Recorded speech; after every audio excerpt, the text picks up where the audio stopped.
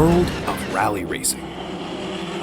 No other motorsport pushes both man and machine to the absolute limit, quite like rally.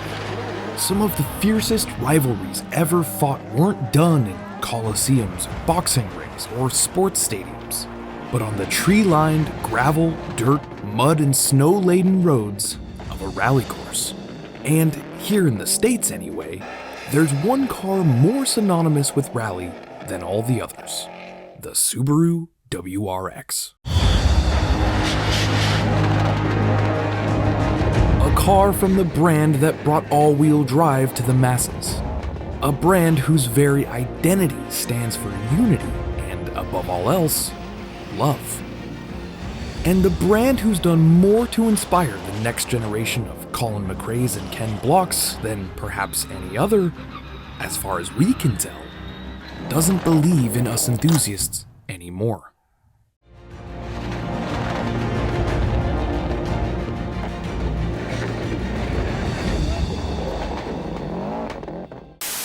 But you know who does believe in us? Today's sponsor, Fixed. Fixed is the easiest to use and most cost-effective OBD2 scanner on the market. But don't think that just because it's not a high-price tool means it doesn't pack a big punch. You just download the app to your smartphone, plug it into your OBD2 port, and boom! It gives you your fault codes, complete with their definition, and even shows issue severity all right from the phone you're probably watching this video on already. That gives you the information you need to DIY and fix the problem yourself, or arms you with at least some information for when you decide to take the car to the mechanic. As a professional technician myself, I can tell you that the first thing I do with a car that has a check engine light on is scan for faults. Fixed not only gives you access to detailed engine information you can use to be more informed at the mechanic, but also includes powerful features to help you save money and avoid costly repairs and breakdowns. We run the Fixed modules in all of our cars here at Ideal, and right now, they're running a special for the Ideal Media family that gets us a whopping 67% off. So, click the link in the description below and pick one up before the deal runs out. Now, back to that WRX. Fuji Heavy Industries. What began as an aircraft designer and manufacturer all the way back in 1915 would find themselves out of a job just 3 years later due to the Japanese banning production of airplanes. You see, the war was over, and what the people of Japan really needed was inexpensive, reliable transportation to help get the economy back on track. So Subaru rolled out their first mass-market product, the Rabbit Scooter. While the Rabbit was an inexpensive way to get the people moving, what the market really wanted was a car. Enter the Subaru 360, a rear-engine, two-cylinder, 360cc fiberglass-roofed Japanese version of Fiat's 500. It was an extremely basic K car, but basic meant affordable. It was now the late 50s though, and consumerism demanded more, especially in America, a market Subaru was now selling cars in thanks to Malcolm Bricklin. Yes, that Malcolm Bricklin. So Subaru kept innovating and introducing new models, including the 1000, Leon, Justy, and who could forget the Brat. And while the cars themselves were good, there was one available feature that made them stand above their competitors: four-wheel drive. The go anywhere, anytime freedom that the four-wheel drive system afforded was usually reserved for mud-plugging pickups and much more expensive European cars like the limited production Jensen FF, or big SUVs like Land Cruisers and Range Rovers. When Subaru started offering four-wheel drive on the Leon in 1972, suddenly you didn't have to hold bank accounts in Sweden to enjoy the benefits of power to all four wheels. And to prove their new drivetrain, they did what any sensible car maker does. They entered a rally.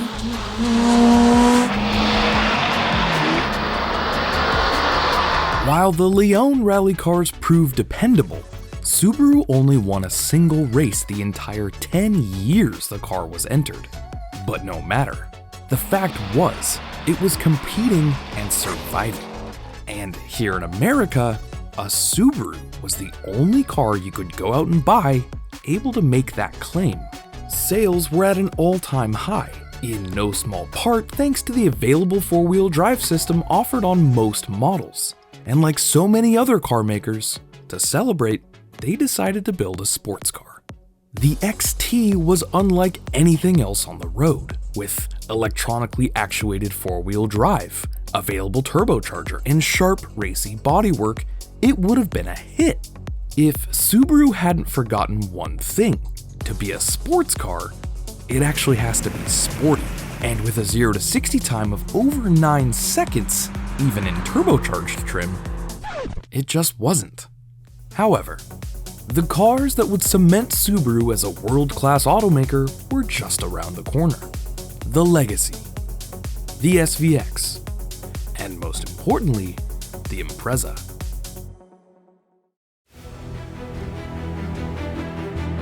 In 1992, Subaru launches the Impreza to the world to near universal praise. A small, nimble, well-made compact with available all-wheel drive, and the newest version of the quirky but well-loved Boxer 4. Except, nobody bought it. And not because the cars weren't good, but because Subaru had developed a bit of an image problem. With a bizarre ad campaign and other manufacturers adding all-wheel drive to their lineup, Subaru hit back with a new marketing strategy that went after small niche groups of buyers: teachers, engineers, IT professionals, outdoor enthusiasts, and the LGBT community. It was working, but Subaru wanted more. They wanted the enthusiast market too. So the Impreza went under the knife at ProDrive, a British engineering company that focused heavily on motorsport. The result was the 555 rally car.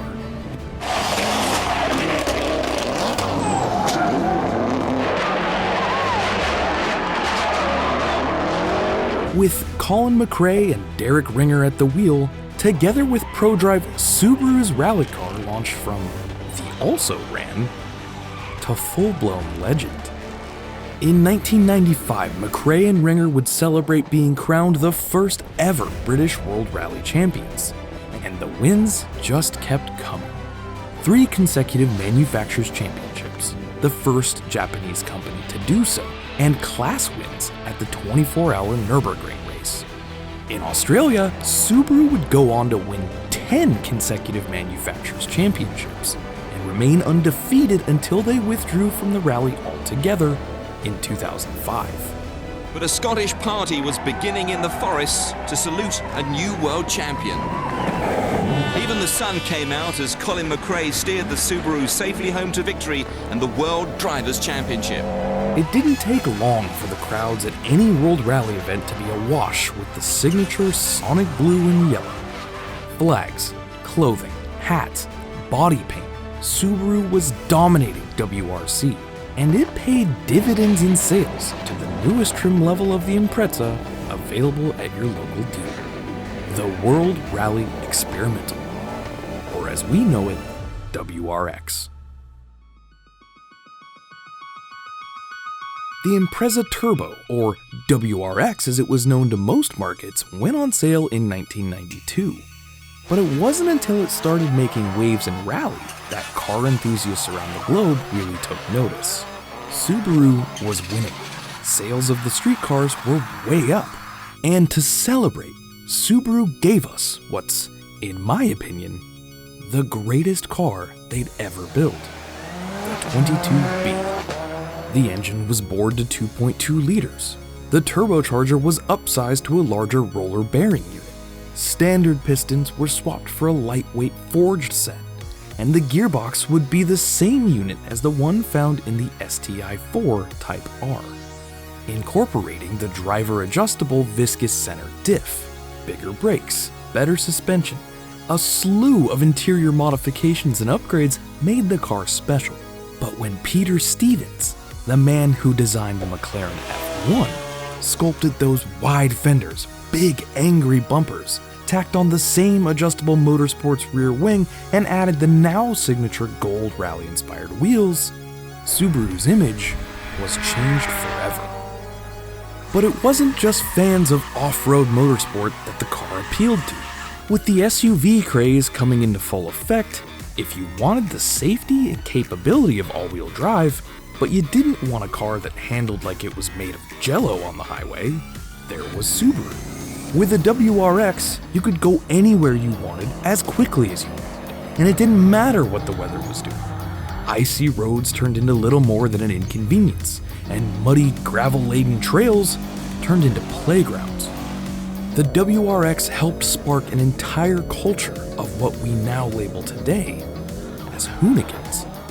As a young boy growing up in the 90s, no brand was more synonymous with rally than Subaru. And the first time I drove one in Gran Turismo 2, I, like so many others, was hooked. And it wasn't just in the video games and WRC that the brand was drawing us in with.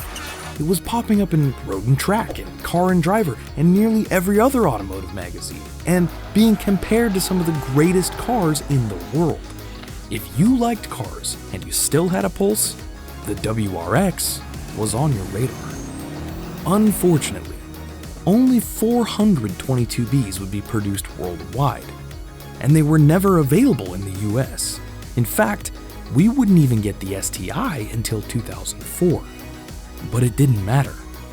For an entire new generation of car enthusiasts, blue and gold meant victory on and off the track. And by the time the late 90s rolled around and tuner culture was in full swing, there were of course the poster cars, Nissan GTRs, Toyota Supra and the like, but the working class hero was always Subaru's fast version of the Impreza. The WRX, the turbocharged all-wheel drive son of a rally car, is still in production to this day. It's seen millions of cars sold over 5 generations. And now, there's a new version.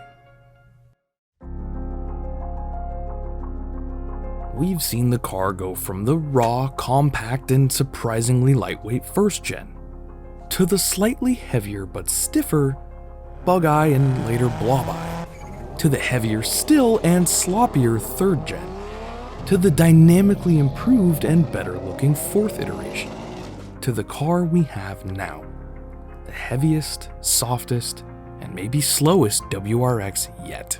Of course, it's not all bad news though. It's now more comfortable, quieter, it rides nicer, it's safer in a crash, and I can happily report that it's still fun to drive.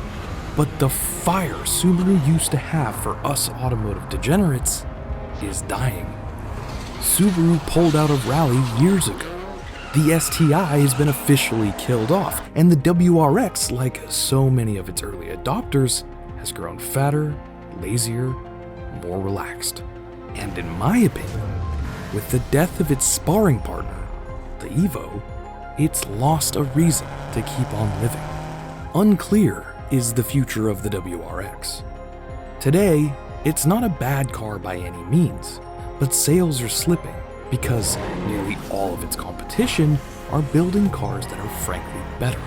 Sales are down nearly 40% as of 2022 for our beloved burbling all-wheel drive companion, and unless a major shift takes place internally, the company might not be keeping the WRX around for much longer. And that one hurts.